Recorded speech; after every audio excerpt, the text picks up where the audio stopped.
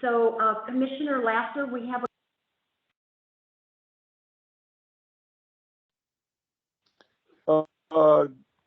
say again, please, something just. yes, we have a couple of board deputies. Linda Johnson from the 4th District is online, as well as Armini Sarkinian, and she's from the 2nd District. Hi, Very Linda, good. how are Thank you? you very much. Thank you. Hi, General. Hi, Tom.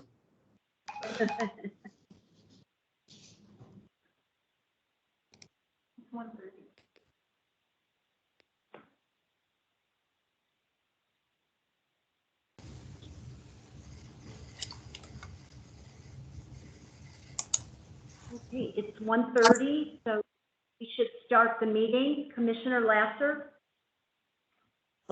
Okay, my name is Tom Lasser from the 4th District, Commissioner Lasser, and I am the acting chair, and I'd like to call this meeting to order. Okay, at that, I'd like to, is Raul Fuccinelli, are you on board? Raul? I don't see him, but we have Commissioner Joe Leo is on, so maybe he can do the pledge. Okay, yeah, I can't see everything on my phone here. Joe, could you lead us in the Pledge of Allegiance? Yes, I can. If you're able, just stare towards the direction of a flag. If you have one, please feel free to stand up. Thank you very much. Veterans, you can salute, obviously. And ready, begin. I pledge allegiance to the flag United of the States United States of America and to the republic for which it for which stands, it's one one nation, nation, under under God, God, indivisible, indivisible, with liberty, liberty, and justice. justice for all. Thank you, everybody. Thank you, Colonel. Okay, very good, very good. Our secretary, Stephanie Guerrero, how do you hear? Tom Stephanie, you on Lasser? board? Yes, roll call. Tom Lasser is here. Joe Leo? Present, counted for. Brittany Moore? Present. Patricia Jackson Kelly? She's excused. Joanna McFadden?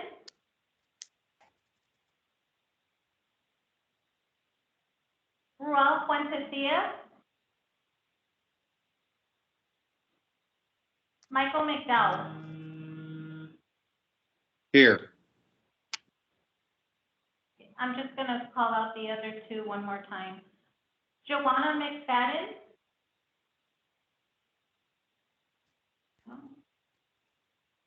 Ruel Fuentesilla? Okay. Chair, there is no quorum. Okay, understand this meeting today, 10 March, there is no quorum for the Veterans Advisory Commission. Next, if everybody has a copy of the minutes, if you have not reviewed them, please take a quick look and let us know of any corrections or additions before we move on.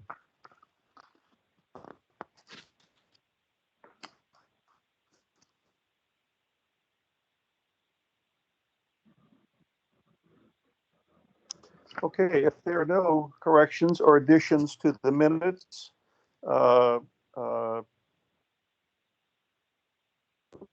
we will move on. Technically, we don't have unless we have a quorum, and we haven't had a quorum for the last couple of months.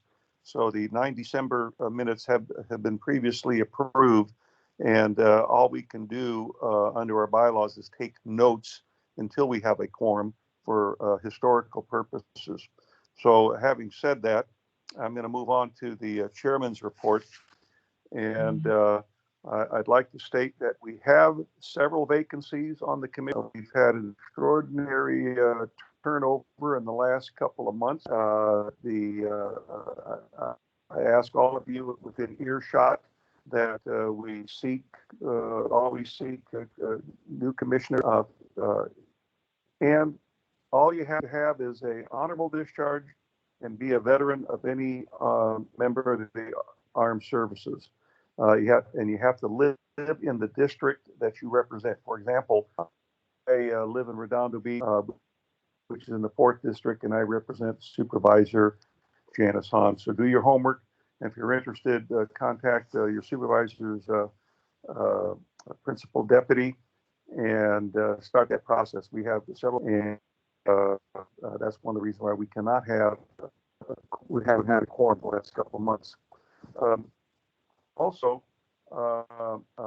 we have a vacancy for a chairman and vice. I have selected a nominating of Commissioner to review and provide a slate of candidates. Report back at the April drill, the April meeting on the 14th of April, and give us a report so we can move forward with an election of a new chair and a new vice chair. Everybody acknowledge that? Don't need a report today, just need that work to be done. So that report is available at the April meeting, and this is in accordance with policy number 1 from on the nominating committee for the Military Veterans Affairs and the Veterans Advisory Committee. Okay, next on the agenda are comments from the audience on items not on the agenda. They have to be pre-submitted, and there are no questions. They have 3 minutes. Your clock. There are no questions asked of the on the public comments. It just allows a veteran to make a statement or a comment about the veteran's issue. And Stephanie, I can't access another computer or a printer. Can you read off any public comments we have? Yes, it's from Lucia Settle. She requests to speak about veterans, to the Veteran Advisory Commission, in reference to the status on what veterans are facing in family court, children's court, and DCFS. This is Latia. I'm here on the line also. Ms. Suttle. Okay, good. Please go ahead. You have 3 minutes. Yes, so I'm aware that there was an ad hoc committee put together. So I don't know if that ad hoc committee is still active or they have deactivated that ad hoc committee. They did do a 11-page report. I read through the report. However, I just want to know what are the next steps moving forward, because this is still a very serious issue that is affecting veterans. Recently, someone from the Military and Veterans Affairs just found a form called MIL 100. This is not a new form. This is a form that has been with the family court for military personnel to fill out. However, when you fill this form out, it just goes in a pile with thousands of other documents. It doesn't notify the judge that a veteran is before them. It doesn't connect them with services. It does nothing but go in a pile, and it's just forgotten about. So there's no effective identification to identify veterans and get them connected with appropriate services. And veterans are still being separated from their children with no reunification. And this leads into a downward spiral. So I just want to know what the next steps are in trying to make a partnership between the VA and the Family Court, Children's Court, and Department of Children and Family Services. I'm not aware of that form either. I can't access it on my phone, but if you could send us a copy that we can take a look at, that we might be able to educate ourselves on it. Plus, the ad hoc committee was dissolved by default because both the commissioners that were on it have moved on to other positions. I can't report on what they have, but let us take a look at that form so we can evaluate it. Okay, will do. Thank you very much. Sandy, is there anybody else that has a public comment?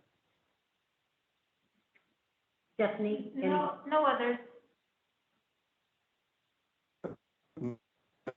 That's the public comment part of the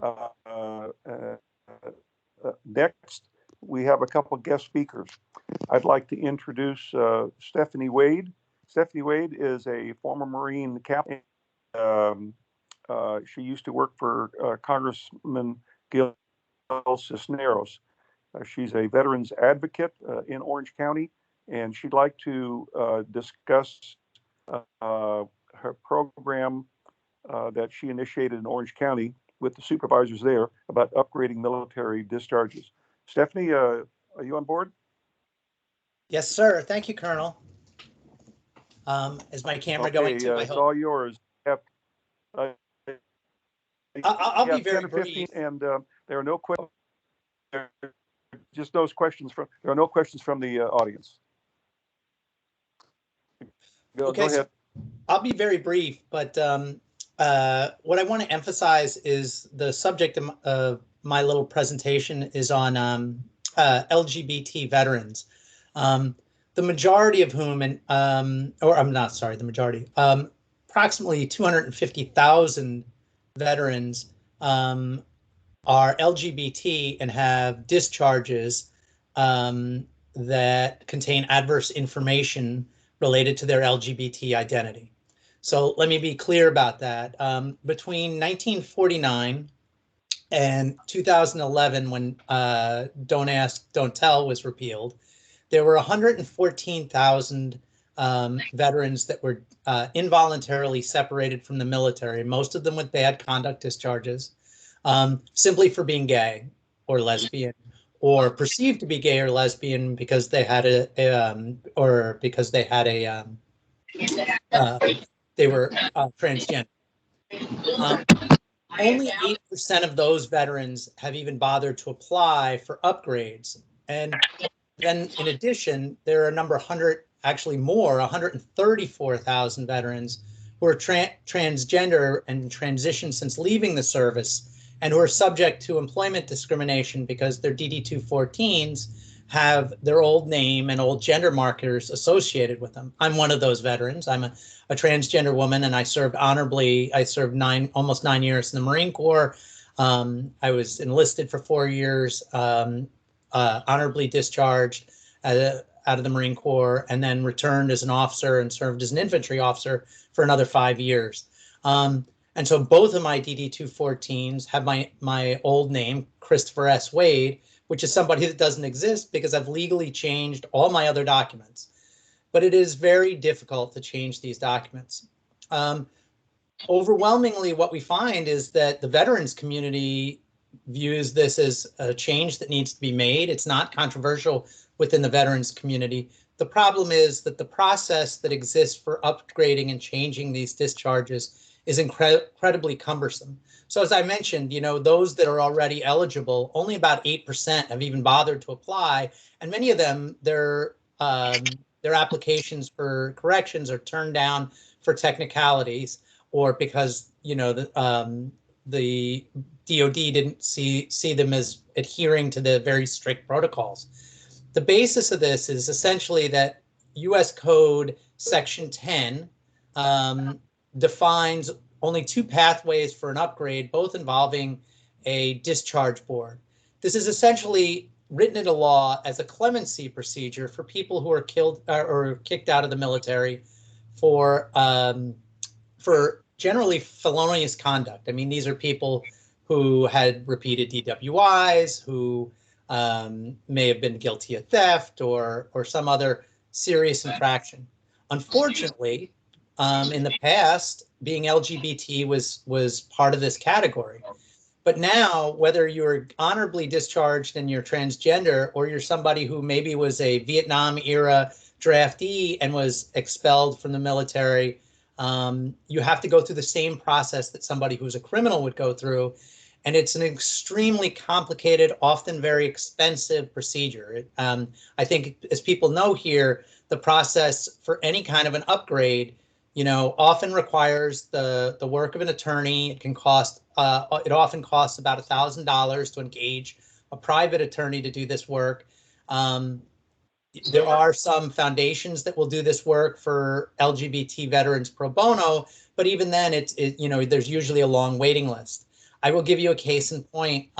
Again, as I said, I'm trying to appeal to the Navy board, which is the process, for my upgrade, and I submitted my paperwork a month ago, and it was immediately rejected. And my lawyer, and by the way, the package was about 13 pages of written testimony. It was quite insulting because I had to describe what an exemplary life I had led since leaving the service, as if that had anything to do with the fact that my current discharge paperwork, my DD-214, anytime I show it, it outs me as transgender, raises this enormous question mark, and subjects me to potential employment discrimination.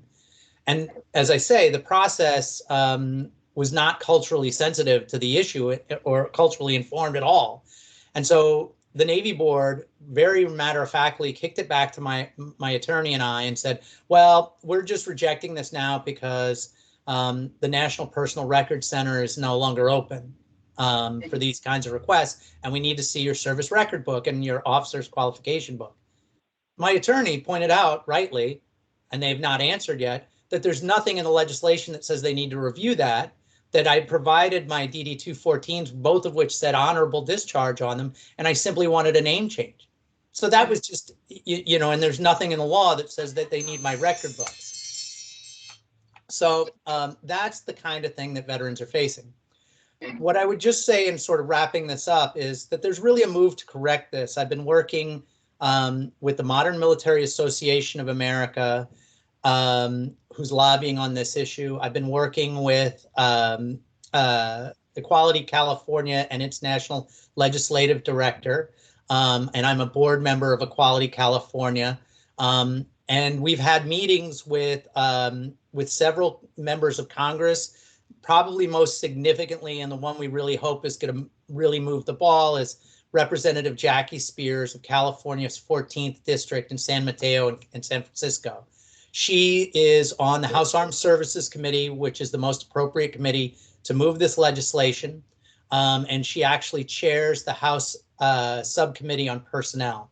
They're in favor of it, and I have a meeting later this week. But in order to really move the ball down the road, we're really running into ignorance. As I said, I find that veterans overwhelmingly, even those that are not LGBT, understand that this is a wrong that should be corrected. The problem is most people, LGBT veterans are a doubly invisible minority. They're often not quick to identify themselves, particularly if their experience in the service was negative and that they were separated involuntarily. And they also know pretty well that this process is very difficult and demanding.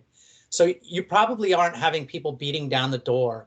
But I will give you, as a case in point, I've been able to estimate, based on national averages and the number of veterans we have in Orange County, that there are between 1,000 and 1,600 veterans in Orange County who would benefit from this change and would quite likely get benefits as a result, VA benefits as a result. That's really important and life-saving for them, and that's important for our county. So the real issue here is making enough noise so that legislators understand that this isn't something that can be fixed with an executive order or in the NDAA, that they really need to hold hearings and pass legislation that amends the U.S. Code Section 10. And what I would suggest to my good friends in Los Angeles is that they move the ball forward and recommend to the supervisors you represent that you move ahead and that the County of Los Angeles write to its legislative delegation asking them to make this reform. And, probably, several thousand veterans in Los Angeles will will be the direct beneficiaries of this. And over 200,000, almost 250,000 veterans across the country would benefit. Thank you very much. I'm happy to take any questions if there are any. This is a good report, Stephanie.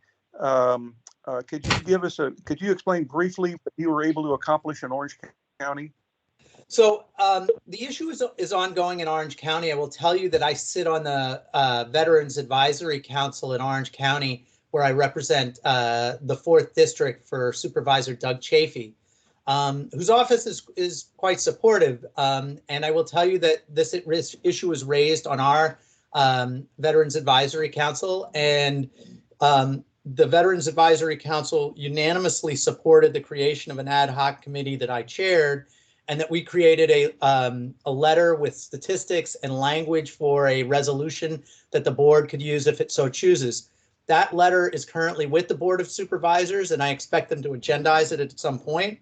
I cannot speak for the Board of Supervisors, and I'm not here in that capacity, but I can tell you that's what happened in the Orange County Veterans Advisory Council, and that it's currently sitting with the supervisors in Orange County.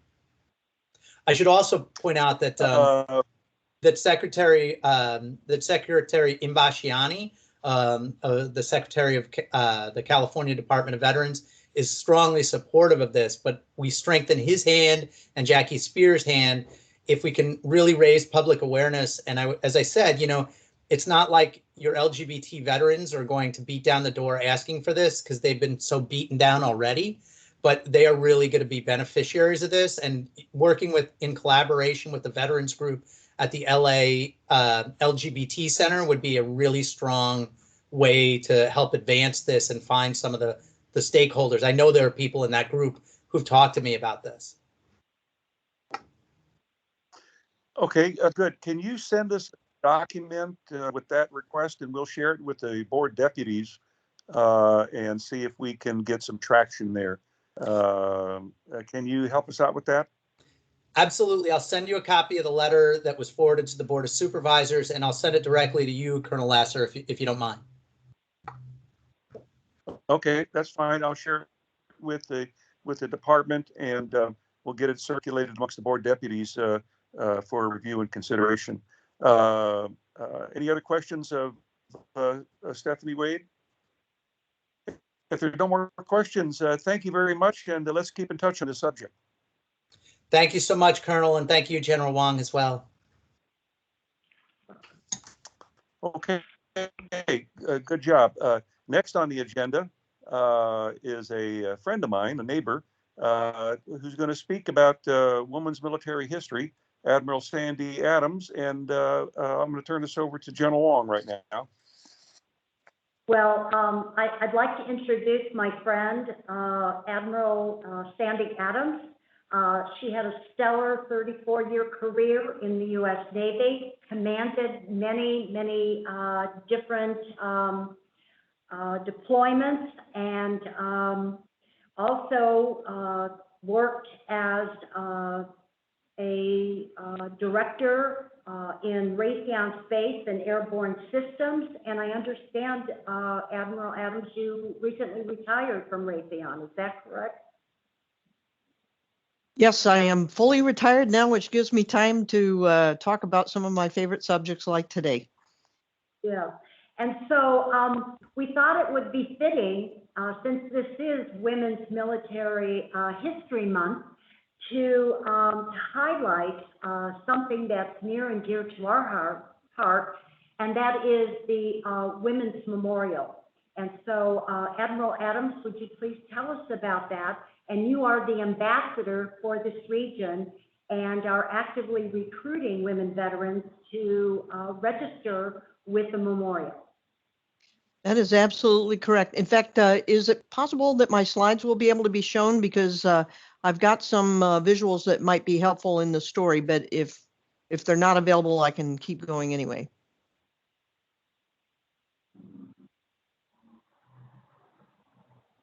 Okay, there we go. Thank you so much. And General, thank you so much for the introduction. You're correct. I am actually one of 3 ambassadors to California for the Military Women's Memorial. We are the only major national memorial honoring all 3 million of the military women who have defended America throughout history. In fact, next year is our 25th anniversary for the memorial. I have 3 goals today. First, to let you know about this great memorial and our national campaign that we've kicked off in January to add 100,000 more women's names to our registration this year. It costs nothing. It can be done online and raises awareness that women are honored veterans just like the men that they serve with. Second, I want to reveal some little known insights into the legacy of women's service. I've had the opportunity to talk about that, and I find that many people don't know about some of these facts. And third, to ask your help in spreading the word so that women veterans in LA County learn about the memorial and our campaign this year. California actually ranks second among the states with the most women veterans, and most live in Southern California, which is a particular reason why I'm excited to talk to you today. If we can go to the slides, we'll go to slide 2, and if not, I'll keep going. The next slide shows a picture of the memorial. The Women's Memorial was dedicated in 1997 in Washington, D.C., and it's at the ceremonial entrance to Arlington National Cemetery. In fact, if you've ever been there, I guarantee you've seen the memorial. You just may not have known what you were looking at. Our memorial's mission is threefold. One, to recognize all women who have served in the U.S. military, past and present, to document and tell their stories, and with those stories, to educate and inspire others. And although for Californians, this amazing memorial is many miles away, it's actually much closer than you think, thanks to some recent developments we've had. We now have a new and improved website as of this year with lots of information about military women's service, and an online database of all women whose names have been added by themselves or family or friends is now online and accessible. I'll talk about that a little bit.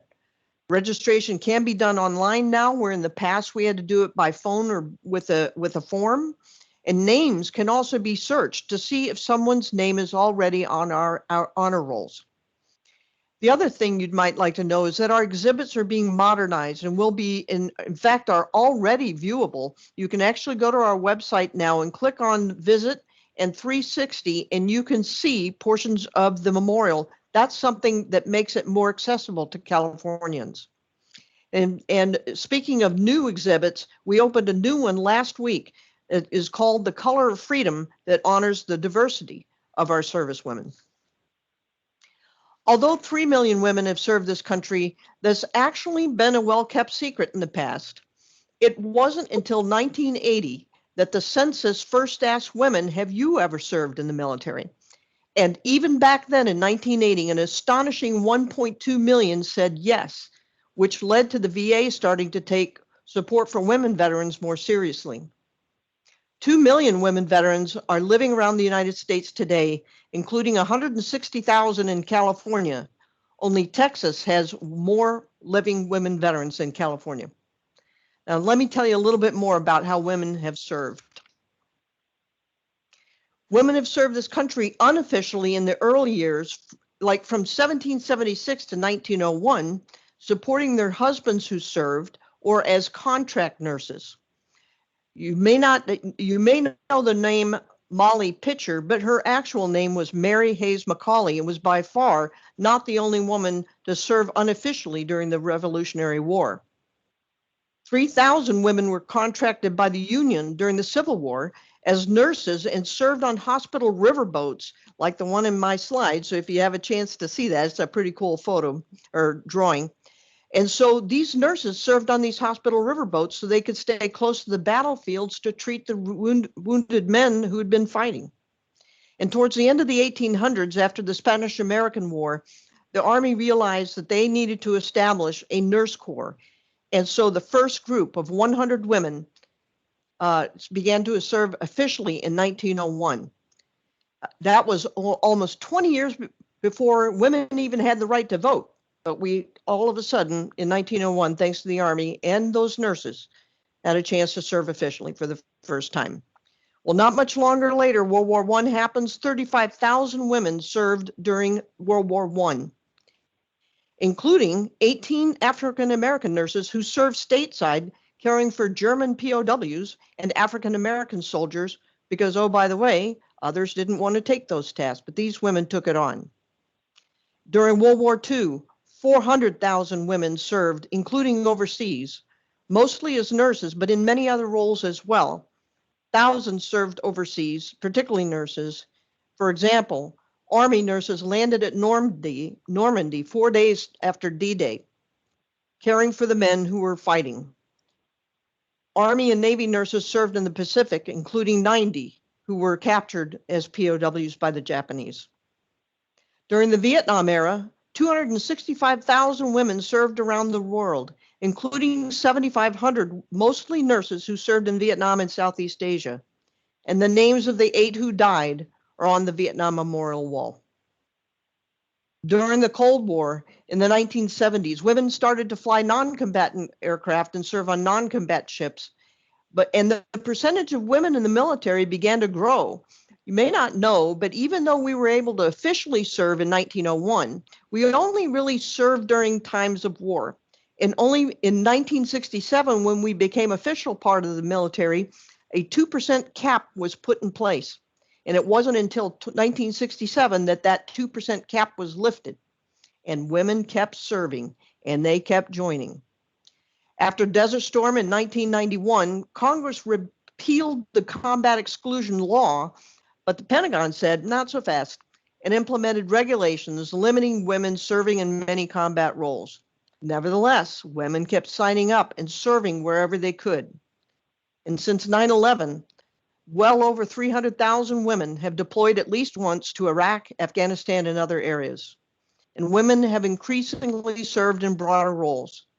By 2012, as an example, over 9,000 women soldiers had earned Army Combat Action badges, and 437 women had earned Awards of Valor. And since 9/11, 174 women have lost their lives while deployed. Women served during every conflict and peacetime era. These women served during times when duty assignments and promotion eligibility were severely limited. Tight quotas existed on how many could serve and what they could do. Women were not always paid the same as men and were not always entitled to veterans benefits. Women didn't earn veterans benefits until 1947, almost 50 years after we began to wear the uniform. African American women stepped forward to serve when they didn't have equal rights at home. And despite these limitations, they persisted and served this country officially since 1901. Not one woman was drafted. All were volunteer. And thanks to their dedication and their tremendous performance, the Pentagon lifted the regulations that banned women on combat. And since 2015, no roles are off limits to women purely because of our gender. Standards and qualifications still must be met, just like men have to do, depending on what the role is. But now, just being a woman is no longer a disqualifier. 17% of the entire U.S. military is now women. That's quite a change from 1967, when only 2%. So you can see why we want to get the names of these women on our honor rolls. Nobody's going to write a book about each of these women, but we can make sure their stories are on our database. Do you know or have access to women who have served, maybe in your organizations or your families, friends, coworkers, neighbors? Please share the memorial's registration information I'm going to share here in a minute, so their stories can never be forgotten. And oh, by the way, because of that percentage increase, women are the fastest growing group of veterans. As of today, only about 25,000 of California's women's veterans are registered with the memorial. That's only 15% of the about 160,000 that we have in the state. That means there's more than 130,000 more living women out there to be honored for their service. And as you can tell, there is a table in my presentation that might be interesting to the commissioners, but it shows by county where the women veterans are, and by far they're in Southern California. San Diego, Los Angeles each have about 25,000. Riverside has 11,000 women vets. San Bernardino, Orange County has about 9,000 vets, so we have a lot of them down here. If I can help you in any way, you can reach me at WIMSA. In fact, I'll put it in the chat afterwards, and you can get it from the VAC if you need to, but it'll be easier than my spelling it out. If I can help you in any way, please let me know. There's no job small enough or big enough that I won't take on. I'll help draft articles. I will help share videos. I can make presentations. I'll do anything that I can help. I live in LA County, so I'm in your neighborhood. So registration is easy. When you go to our website, womensmemorial.org, you go look on the top right and it says register her service. And when you click on that, you create an account and you enter the person's information. You may not have that much information about her military service, but submit her name and whatever information you have. Maybe this is a woman who isn't living anymore and you're able to get as much information. But you can get it started, and then updates can always be done later as easily as the initial registration. If you don't have a military photo to upload, no problem. Any photo would work if you want to include one, but it's not required. And this is not about DD-214s and having a lot of paperwork. This is about a story being told. Do you think that she may have registered before and want to double check? You can search to see if her name is there already. And if she included it, you can also search for maiden names or nicknames as well. And another cool thing about the new registration capability we have is if you know somebody like an organization's representative or a Girl Scout, a Boy Scout, a representative from a military base or VA, anything like that, if they want to set up an account and easily register groups of women who may not have access to the internet or that's not as easy for them to do, you can create an account even if you're not a veteran to take that on.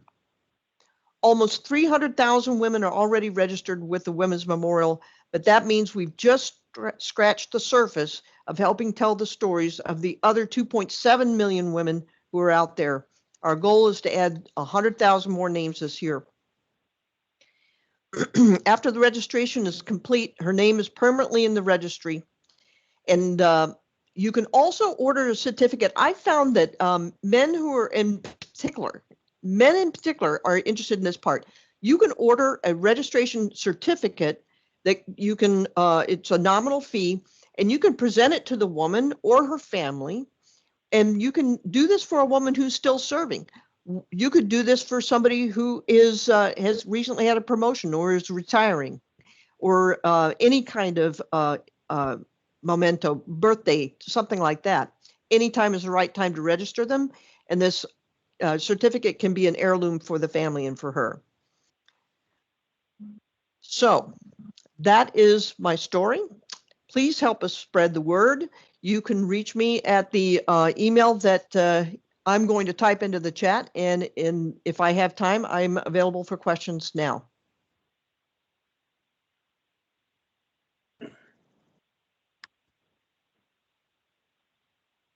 I just have a comment. Thank you so much for sharing the history. I learned a lot in your presentation. Amazing to see how far, but yet still need to continue. Thank you for being that champion. And whatever we could do to help meet that goal of 100,000 that you're looking for.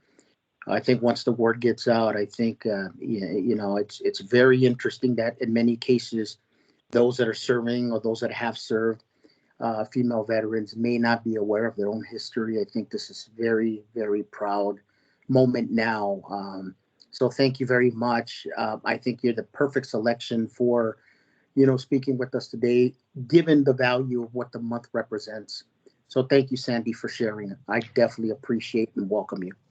Thank you so much. And, another byproduct of a woman registering with the memorial, a lot of women don't self-recognize themselves as veterans. And when you ask them the question, not are you a veteran, but have you ever worn the uniform of the U.S. military? And the answer is yes.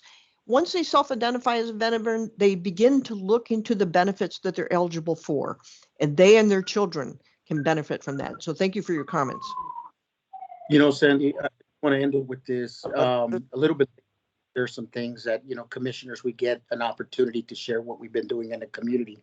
But I'm going to share something that lines up with the comment that you just made. I was doing an event this past weekend and I was walking the line. Basically, it was a COVID-19 vaccination event within the first district of LA County. There was a young lady in line, and I make it a point to thank everybody for coming, and I ask them what their service is.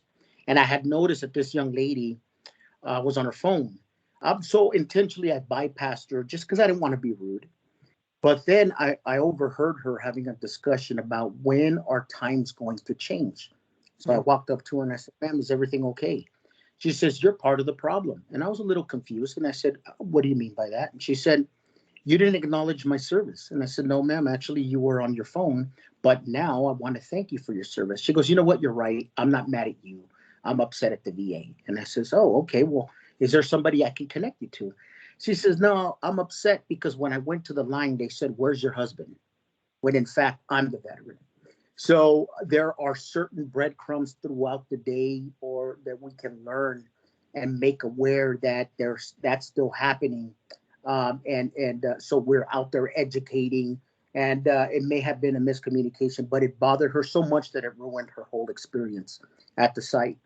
But very unfortunate, but you're right. There's still some stuff that we need to do to gain forward momentum, but at our capacity, we're able to still recognize. But that being said, thank you again. Okay, ma'am? Thank you. Very good. Is there, Admiral Sandy, is there a product that you can email us, a little background, some contact information, notification that you can send us that we can circulate through our network and help you do some outreach? Yes, I will do that. The slides I sent have all the information in there, but I have a kind of a Facebook page like communication that's good to be inserted into a newsletter and something like that. So I'll get that sent out to you right after this. Yeah, something we can share by email, get out to the network, because there's a lot of people that have questions and don't even know about this that would like to get online, and maybe we can help you expand the program. Any other questions for Admiral Adams? Well, thank you very much, neighbor. It was nice. Commissioner Laster, I wanted to make comments. This is General Long. I wanted to make a comment for everybody that's at the meeting today. Admiral Adams is going to be a featured speaker at our women's event that we're holding for our department. It's going to be the morning on a Tuesday, March 30th. And so we look forward to hearing more from her at that event. Thank you for agreeing to be there. Thank you, General. And we'll make sure that gets out to the commissioners and the general public, so we have a good turnout for you also. Thank you. Thank you for the reminder, General Long. Okay, very good. Moving right along. The next report on the agenda is the Department of Military Veterans Affairs report, and that's from General Long. Yes, thank you, Commissioner. I wanted to, there are two things that I wanted to talk about today. One has to do with an ordinance change that in the county code. The changes were adopted yesterday at the board meeting. And one of the changes that was made, that the Veteran Advisory Commission, the commissioners shall not be limited to war veterans and shall be open to all veterans of the armed forces. Also clarifies that the commission's duties are to make recommendations on special problems for all veterans by removing the word Vietnam and to act as a liaison with the armed forces. So it's more inclusive, and so I wanted to share that with you on the new county code ordinance change. The second item on the agenda today is in January, there was an 11-page report that was presented by Commissioner Tesbanko, who is no longer on the commission. As a follow-up to that report, I have assigned one of my staff, Dimitri De Silva, who is looking at that report and will provide us today with some things that he has researched. And so this will be the beginning of a report back, right, Dimitri? And more to follow after this one. So I'm going to give Dimitri the floor. And if you could just give us a report on what you have uncovered so far. Thank you so much, General Wong. Thank you, commissioners. Thank you for having me. As General Wong spoke to, I was brought on to look into some research with regard to the report that was presented. And the member of the public, Ms. Settle, did speak to the Military 100 form, which is a court form that is serving to be a veteran identifier within our legal system. As mentioned before, there is some work to do as to the impact of that form and what kind of mechanisms trigger once that form is being placed. So I'm currently in the process of researching to determine what opportunities are there for us to expand some of this, to develop the resources a little bit more further, and make sure that our veterans aren't overlooked and that their status and their unique situations are not overlooked as they navigate the judicial process. So we're attacking it in two ways. We're looking to, like I said, make sure that that veteran identifier for the courts becomes more robust, extend the current practice in terms of scope and jurisdiction over different types of cases, civil and criminal, as well as strengthen the impact of the form being submitted. We want that to be an automatic trigger for some things. And right now we're in the preliminary stages, like General Wong said, in terms of identifying what can be done there and what advocacy we can put forward to extend some of those things. Furthermore, we're looking into researching the Veterans Treatment Court to extend their jurisdiction. It's currently being monitored and staffed by the public defenders, and it is limited to certain types of felonies. I believe that initial jurisdiction or scope was determined because of some of the gravity of some of the ramifications of those cases. Not to say that any other cases are less dramatic or impactful, but I think that was the initial mission, so to speak. So right now, on behalf of General Wong and as per the commission report, we're working with CEO, we're working with public defenders. I'm also have reached out to our county's DCFS and as well as the courts just to explore what we can do to further provide some support to our veterans as they are within the legal system and working their respective cases. It should be noted that, you know, our department, as well as the county, doesn't have direct jurisdiction over this matter. The courts are a separate entity, and the rules of civil and criminal procedure are distinct from, you know, the county charter and our rules and operations. However, we are in a tremendous, you know, supportive capacity around that. As mentioned, you know, the public defenders, the district attorneys, we are there in and around working in conjunction with the courts. So as General Wong spoke to, this was just a preliminary introduction to some of the research we're going through. I hope to get more answers as they arise. I have a lot of meetings set up and have conducted some initial introduction meetings with some of those entities that are in positions to perhaps help us. And I look forward to researching this and hoping that we can make some advocacy and push these things forward. Thank you, Dimitri. Excellent. Any questions from the commissioners for Dimitri? Dimitri, that was an excellent report. I see progress here, some conversation that seems to me like we're moving forward on this subject. So thank you very much, and keep us posted on this. Yes, Commissioner. Any other questions? General Wong, anything else? No, that concludes my report to the commission for this month. Thank you. Okay, very good. And then is for the commissioners, and these are items are suggested for the next month's agenda, which I believe the meeting's on the 14th of April. I have two to start with, and that'll be the report from the nominating committee. And the second one was commissions will be a commissioner vacancy update. Anybody else have any other subject in particular that we can discuss to get on the agenda for April? I have one as well on behalf of Commissioner Jackson Kelly. It's to include Chaplain Dov and Robbie Ari to speak about food insecurity. And they have a number of programs, the memorialfoodtolife.org program that serves the community. So they would like to include that as well. As a guest speaker? Yes. Okay. If there's no objections from the commissioners, I think that is veterans related and would be a noteworthy subject. Anybody else on the commission have any? Go ahead. Commissioner Lasser, this is General Wong. I had a conversation with a Metro employee, in fact, a former commissioner of ours, Dennis Tucker, and he would like to address the commission next month.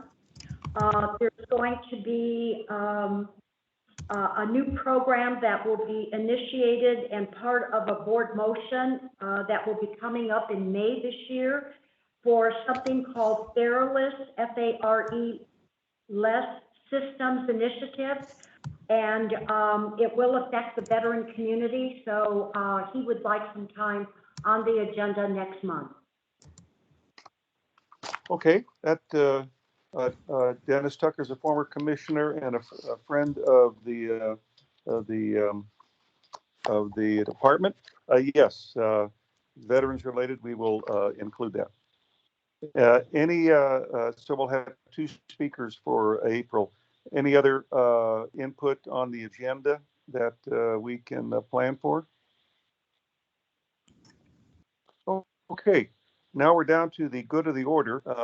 This is where the commissioners have an opportunity to explain briefly some issues or observations they've had since the last meeting with their commissioner hat on. And I'm going to start with Joe Leal. Do you have anything you'd like to add?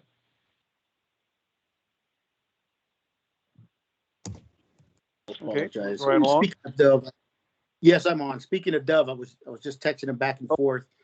Dove is also interested in becoming a commissioner, but that'll come into play later. So, I just wanted to talk about some of the things that we've done. This is the appropriate time, right, Colonel? Yes. Okay, outstanding, sir. Thank you. We've been pretty busy within the first district. Primarily, a lot is connecting and collaborating between us meaning the county, and the Department of Veteran Affairs to provide vaccines in the San Gabriel Valley, specifically in areas where have been a little bit harder for veterans to get to. Our first event that we did was this last Saturday. We collaborated and partnered with both the American Legion and VFW, and we were able to provide over 350 vaccinations the first day. And then on the second event, it was over 300 as well. So the response was great. We're going to do more for the secondary. But my point is during the process of all this taking place, most of you are probably aware of the Veteran Peer Access Network, to which next meeting I would like to admit somebody to discuss that a little bit further. But they were out there, their peer specialists that are veterans that have been hired, that they themselves at one point were probably experiencing challenges. And now they are the ones that are guiding and supporting veterans, families, and community members where they need to be to get those services. They did stand in line. They did talk to individual veterans. Out of those 300 and something, they generated about 60 new cases that ranged from everything from homelessness, underemployment, employment. Service claims is a big one. That seems to be quite a bit of stuff that's being requested, and some legal issues. So overall, it was great. In between doing all that, there has been some feedings that we've done, something as recent as Chinatown that we just did. That was a very unique event. But, it's just being out there, promoting veterans, promoting what it is that we're doing. Also, in the absence of our former chair, Hector Elizalde, who will be having his services next week, I have been supporting greatly, along with other, maybe some of you have been called from the office of Congresswoman Grace Napolitano to assist them with some of the cases that Hector was working on.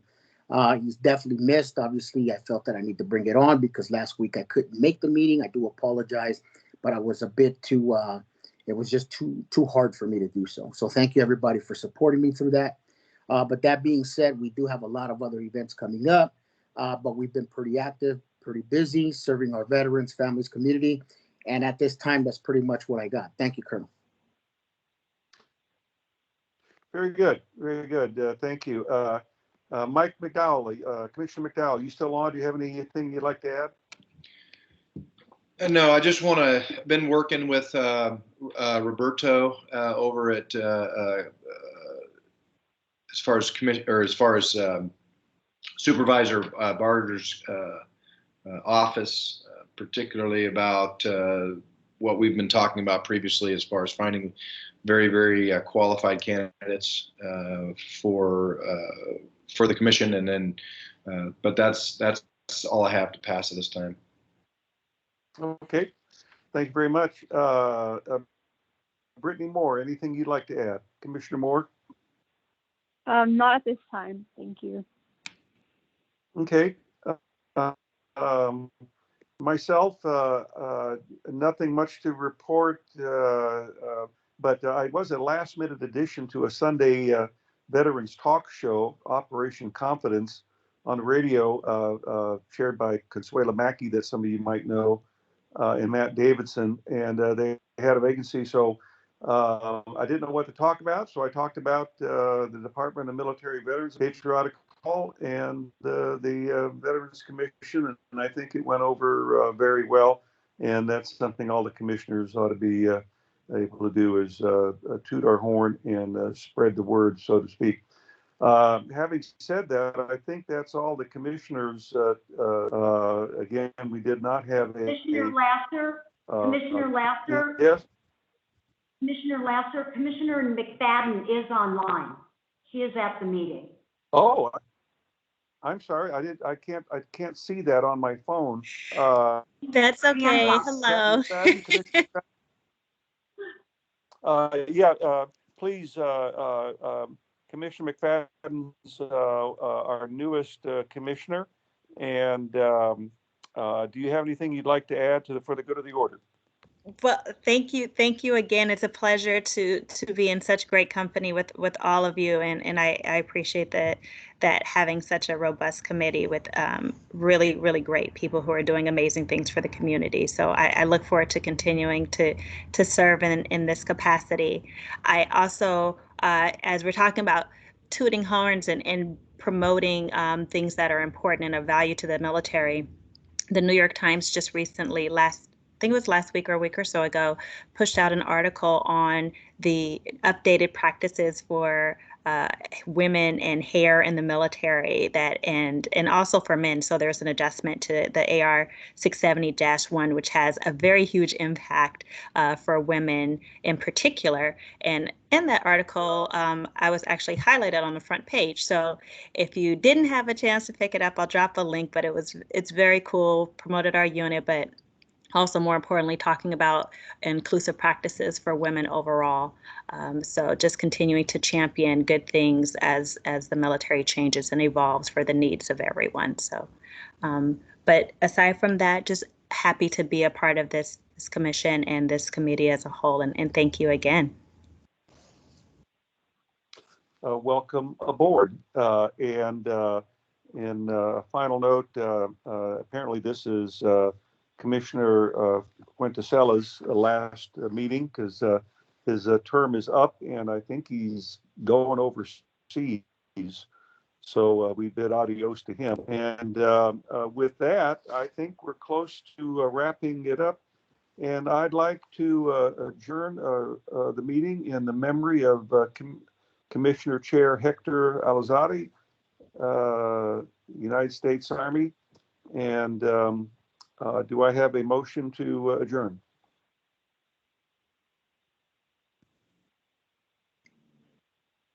I And I make a motion to adjourn the meeting. Okay, do we have a second? Aye, Second. Jolie, my second. Okay, very good. We have a motion and a second. A good, brisk, short meeting with a couple of great speakers. And this is Acting Commissioner Tom Lasser saying, thank you all very much. Go forth and do great things. And this meeting is adjourned. Thank you. I'm here. Thank you.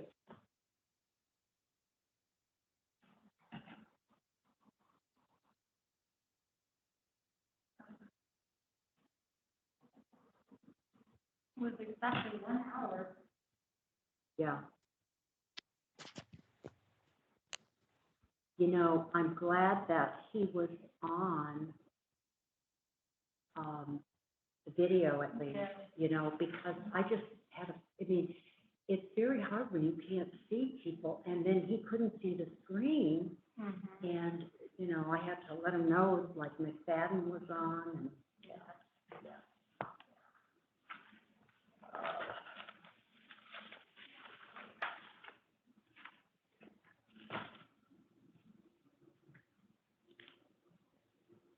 okay, all done.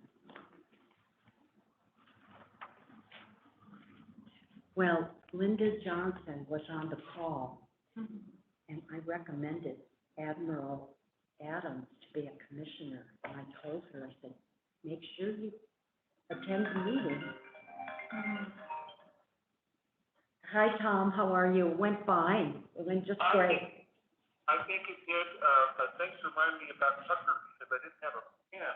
Oh, But I think it went good, and thanks for reminding me. You know, it's awkward doing this on a phone. I didn't know McFadden was online, yeah, yeah, and I can't see a lot on the phone, but it was a little panic time for me. From about the time Admiral Sandy started talking till about the time she went off, my phone went dead. oh, no.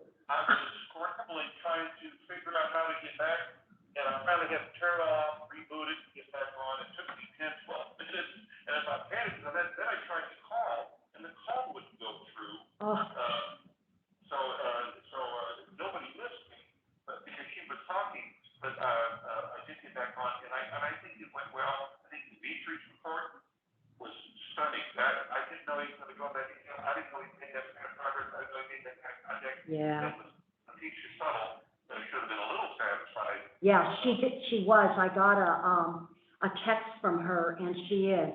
You know, this is something that I feel very strongly about, that, you know, we have to have a staff and a commissioner that are dedicated to working these kinds of issues. And eventually, what I'd like to do is to have a commissioner assigned to work with Dimitri on this, and to provide maybe in tandem report, Commissioner and Dimitri. Because it's not, it shouldn't just come from the department, it should be commission driven, right? What is, I never thought about this. To that degree, but Yeah. it's not attorney that he is, and the great attorney that he is, no, that he goes through the office. Yeah, well, he knows the people, he knows where to go, and, so he just keeps knocking on the doors and, getting more and more information, and that's really what you need in these kind of